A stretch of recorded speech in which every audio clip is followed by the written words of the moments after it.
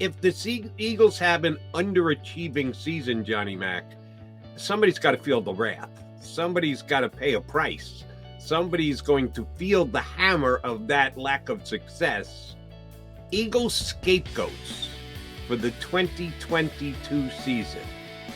What order would you put potential Eagles scapegoats in before we even get our first workout of 2022 underway?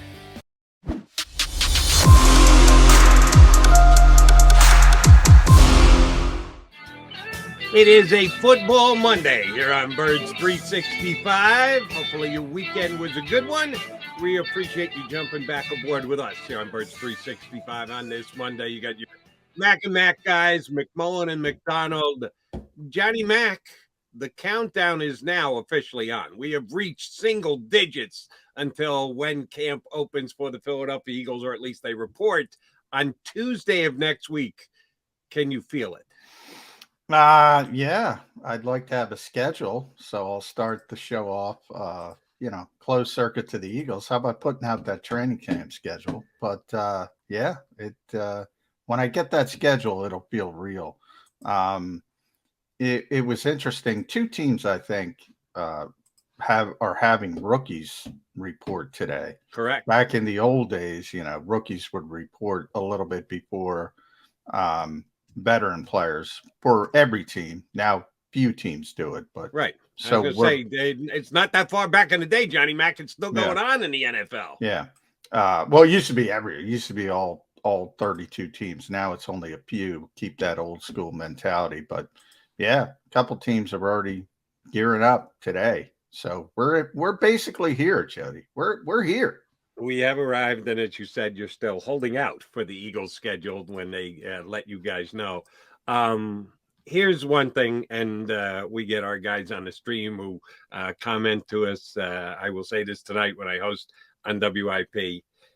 I'm done with the woe is us, we don't have Lehigh anymore conversation. Wow, good. For the year. I'm done with it. It's done, okay? Do I wish the Eagles had open practices? Yes. Do we all wish that we could get our own two eyes on the Eagles leading up to a season? Yes. It's not happening. It's 10 years since it has happened, so we need to let that go. The trek up the Northeast extension to be able to watch the Eagles go through. A lot has changed in the last 10 years. Even a lot has changed in the last year with the Philadelphia Eagles. So now let's put the woe is us, we don't have Lehigh whining aside and get this season underway, and they will do just that 8 days from now. And oh, by the way, if you need to know what the hell's going on with the Eagles at practice, I give you John McMullen. He will be there every single day. He'll get complete grass time with every other Eagle beat reporter. You can get your firsthand account of what goes on in the Eagles workouts. I'm not ready to call them practices yet. When they run their first 11-on-11 drill, then it will officially be practice. Until then, it's just a workout. John will be here to report all the workout activity, eventual practice activity. You'll know exactly what the hell's going on because John McMullen will tell you so.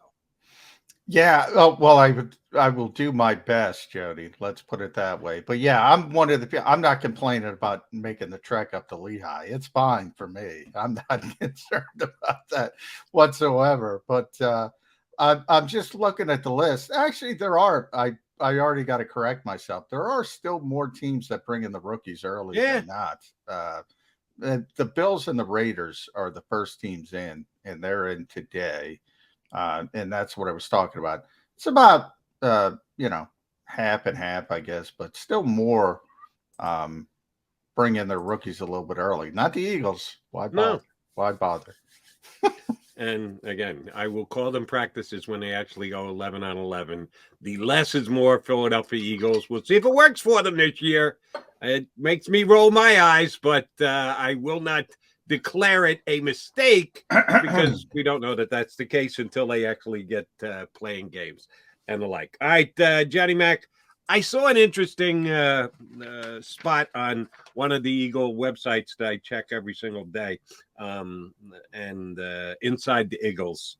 And they asked an intriguing question that I thought would be fun that you and I could start with today. We got two good guests joining us, by the way. Scott Grayson, our bud, sports anchor from Fox 29, going to join us in less than 20 minutes from now. And then our favorite, can I use the word curmudgeon?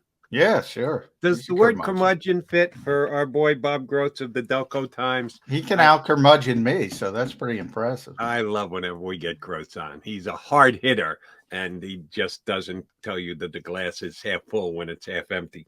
So Groats is going to join us a little bit later. We can run this by both of those two guys. You and I are both optimistic for the upcoming Eagles season. We're definitely projecting and predicting double-digit wins. You and I both are at 11, as a matter of fact. It's a pretty damn good season if the Eagles can go 11-6 this year. So please don't paint either one of us as Bob Groats, pessimistic. No, we're both optimistic, as a matter of fact. But from time to time, we like to look at things through a pessimistic prism, so that we get some balance to what is going to transpire in this upcoming season. And they chose to do this inside the Eagles today. Eagles scapegoats. If, as John McMullen and Jody McDonald project, the Eagles don't win 11 games, they don't win 10 games, maybe they don't even win 9 games, which would only equate to what they did last year. And if they don't get 9, they're not making a play. They're not getting into the playoffs. This is not going to be, as it was a couple of years ago, a historically bad, nobody gets to 500 division. So if they don't get their 9 win, they're not making the playoffs. Probably not happen. Neither John or I are predicting or projecting that, but it could happen. We can't discount it 100%. If the Eagles have an underachieving season, Johnny Mac, somebody's got to feel the wrath. Somebody's got to pay a price. Somebody's going to feel the hammer of that lack of success. Eagles scapegoats for the 2022 season. What order would you put potential Eagles scapegoats in before we even get our first workout of 2022 underway? Potential order of scapegoats. I would say number 1 would be the quarterback, because it's always the quarterback. But I put Jonathan Gannon in the conversation. He's 1A. And Jalen's so likable. But by the way, I don't know why people don't like Jonathan Gannon. If they got to spend 5 minutes with him, they would like him. But for some reason, the fan base. Well, we know why, because he doesn't play the way they like. Yeah. So he's on that list. And then I think Nick's pretty insulated this early in his career. The head coach is always going to get criticism. But as far as being a scapegoat, to me, scapegoat means you're losing your job. You're getting fired. Nick's not getting fired this early in the process. So you would have to look at probably Shane Steichen as sort of number 3 if things go wrong, because then you'll have the pressure from above, the Jeffrey Lurie come looking for Mike Rowe type situation. We got to make an example out of somebody. It might even be lesser, might be Kevin Patullo, might be Brian Johnson, because Jalen Hurts failed. But one of those key lieutenants to Nick Sirianni would be the next in line to pay the price. But the most obvious are the quarterback, who will pay the price. In fact, that they will look for another quarterback. They will go in a different direction. And the defensive coordinator, might take a big hit as well. I think you've got them in the exact right order, J-Mac. It's quarterback 1. It's defensive coordinator 2. It's fill in whatever other coach you want to name, not named Nick Sirianni, on his staff as number 3. And 2 guys who probably aren't going to make the list. Because, yes, I agree with you. And you defined it well. Scapegoat means more than just critique from Eagle Nation. There's some pressure applied thereafter. Maybe the ultimate pressure of losing your job, but certainly some pressure applied from above. Out of these 2 guys, who neither one is going to make the top 3 of the list, but they'll certainly feel pressure if the Eagles have a major underachieving season, who is there more pressure on? And I guess it all depends on how the season goes, and we'll define every single little aspect of it, where the Eagles came up short, why the Eagles came up short. Is there going to be more pressure applied to Nick Sirianni or Howie Roseman? Because let's be honest, Howie Roseman has gotten a lot of praise. We understand that Howie is a lightning rod guy here in town.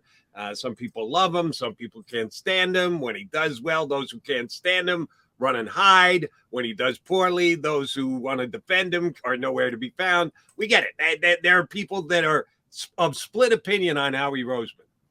Most people this year, those that like Howie, have been front and center. Look at a great job Howie's done, blah, blah, blah, blah, which include John McMullen and Jody McDonald. And the Howie haters have kind of fallen off into the netherworld. Yeah, where are they? Where's those apologies, by the way? I never get an apology, Jody. Not once. You've been on the air since 1990 in Philadelphia. Have you ever gotten an apology? For me? Yeah. Oh, yeah. Have you? I've never gotten one. I've Yeah, never gotten one. I got a couple over the years. Not few and far between, we'll put it that way, but I have gotten a couple. Howie's gotten a lot of praise, and we among them heaping it on him. If the moves don't work out, if the guys that he brought in aren't what they're supposed to be, if the draft class, which we think has been spectacular, really doesn't make near as big a difference as we thought, A.J. Brown ends up getting hurt and isn't the complement to Devontae Smith that we thought he was going to be. Is it going to be more on Sirianni that these players underachieved, that the coach didn't have them in the right position? Or will people scrutinize the general manager and go, see, we told you one day, it's still stinking Howie Roseman. Where are all you Howie Roseman loving? It didn't work. Who do you think's going to be on under a hotter spotlight, the GM or the coach? And the most important guy, of course, is the manager. McDonald's going to have his opinion. McMullen's going to have his opinion. Jeff McClain's going to have it. Yeah, they're all going to every precinct will be heard from. The most important precinct, of course, is the owner.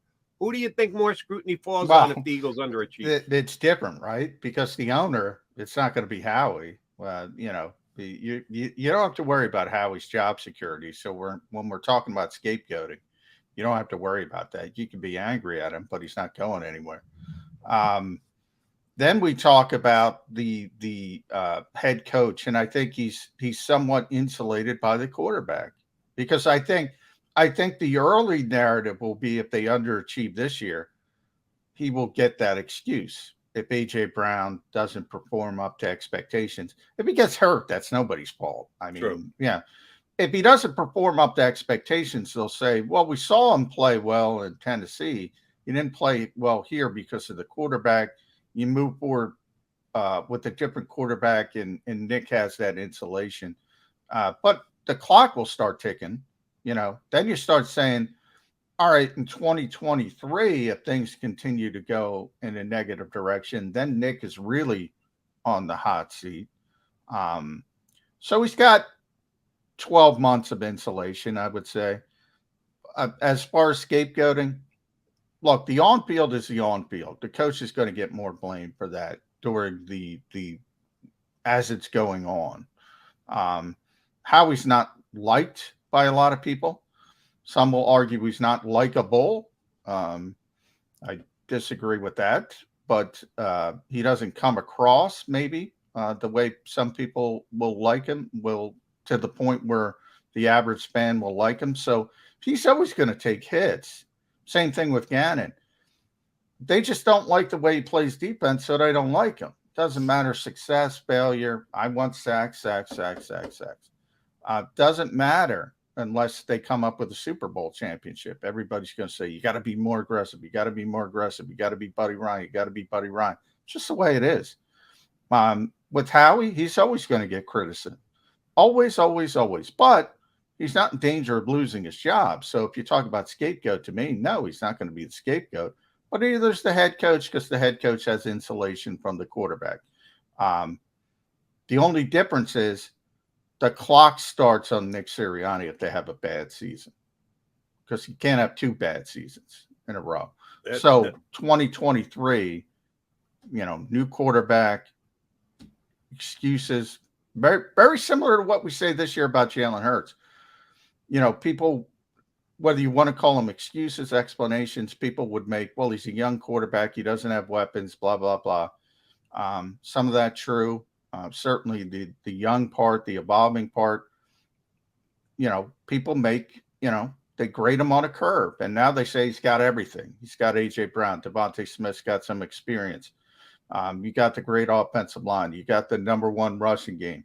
You got a great tight end, on and on and on. You got everything in place to succeed. No more excuses. That's what everyone says. That will be the coach next year. You got a first-round pick at quarterback. You got these same players that underachieved. No more excuses. So I think the clock would start ticking, if that makes sense, on Nick Sirianni. Understood. And we also understand that it's very difficult to take personal tastes out of it, although that's what Jeffrey Lurie is going to be asked to do.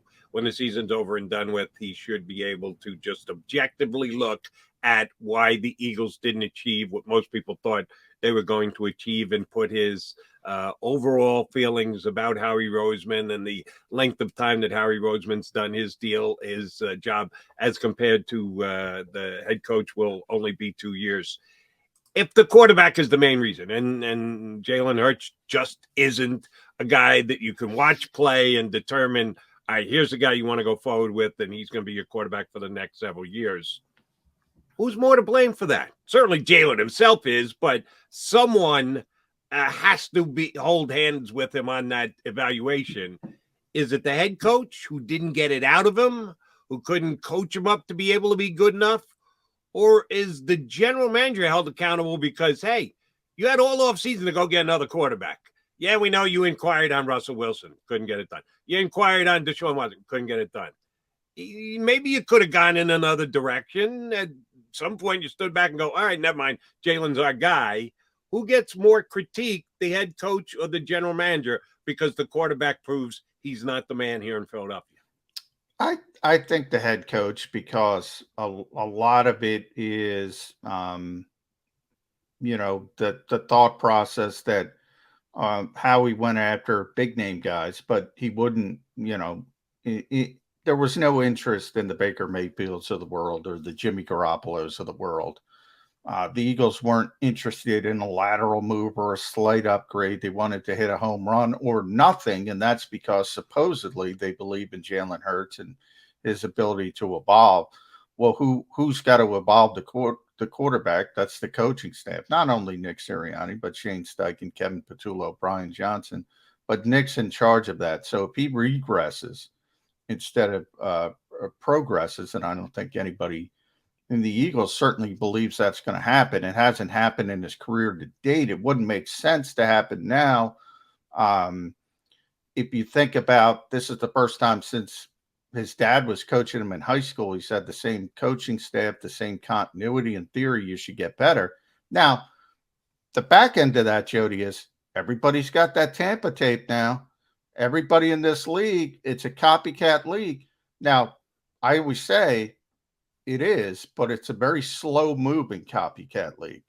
That's when you get to the offseason, they get a chance to sit back. All they do is look at tape and look at film, say, oh, look at what Tampa did to stop Jalen Hurts. Everybody's going to try to do that. Now, everybody doesn't have Vita Vea blowing up the offensive line. Everybody doesn't have linebackers that can run. Everybody doesn't have safeties who can make plays. So you can maybe want to copy it, but not necessarily copy it. So it's going to be an interesting cat and mouse game.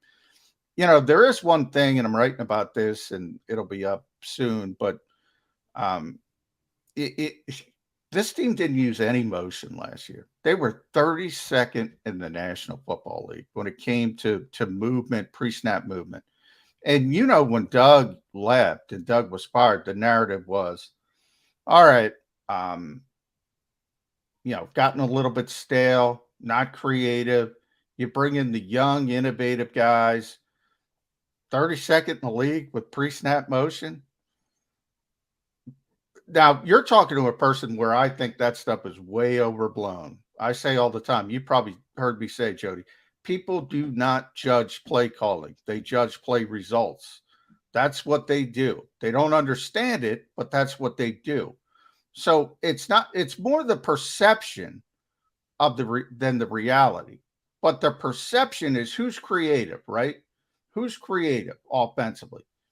Sean McVay, Andy Reid, all these guys with the pre-snap motion, the eye wash, as Jim Schwartz would like to call it. Sean McVay himself calls his offense, and I love this term, love it, the illusion of complexity. It's not complex at all. He's trying to fool the defenders. He's trying to get them shaky. He's trying to get their eyes moving. He's trying to get them nervous. The illusion of complexity. It's not complex at all for the Rams. It looks complex for young defensive backs who lose their discipline, lose their eyes, lose what they're trying to do because players are moving all around the field. That's what the casual fan thinks is creative. It's not necessarily creative. My point of this whole dissertation, Jody, is the perception of Nick Sirianni, if he just lines up and plays football, will very quickly become he's not creative. And that's a 40-year-old guy who came in here with the billing up. He's going to be innovative. Doug's stale, Doug's this, Doug's that. And all of a sudden, they don't move at all. They played the game on Monday night where they got blitzed by the Dallas Cowboys early in the season. They didn't have one motion play offensively. I had to go back and look. Not one, which is kind of amazing if you think about it. For me, maybe the only thing that's more overstated is the fact that, this is Jalen Hurts' second year in the system with the same coach and the same. Okay, that's going to make a hill of beans difference. We'll see. I don't necessarily buy that, but that's why we have Birds 365. So we can talk these things out and see what is or isn't overstated. We are going to share the stage next. Coming up, Scott Grayson from Fox 29 is going to jump aboard. He's John McMullen. I'm Jody McDonald. It's Birds 365.